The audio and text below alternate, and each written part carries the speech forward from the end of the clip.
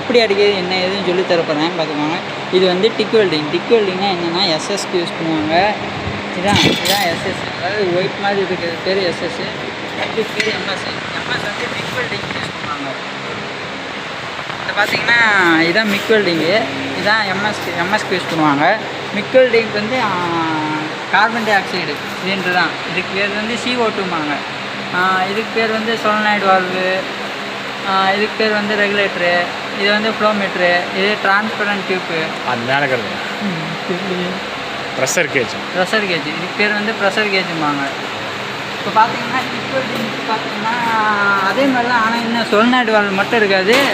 மற்றபடி regulator, pressure gauge, அப்புறம் ஃப்ளோமீட்ரு, transparent tube எல்லாமே இருக்கும். இதில் சோலனாய்டு வால்வு மட்டும் இருக்காது பார்த்துக்கோங்க. இது ஆன் பண்ணுறது எப்படின்னா, நம்ம ஆன் பண்ணுறது தான். நம்ம கேஸ் வேணும்னா நல்லா இப்படி திருப்பி விட்டால் டைட் பண்ணால் உங்களுக்கு வந்து கேஸ் வந்து வராது. இதே லூஸ் பண்ணிங்கன்னா கேஸ் வரும். அதில் வெல்டிங் வச்சுக்கலாம், டிக் வெல்டிங்கு. அதே மிக் வெல்டிங் அதே மாதிரி தான்.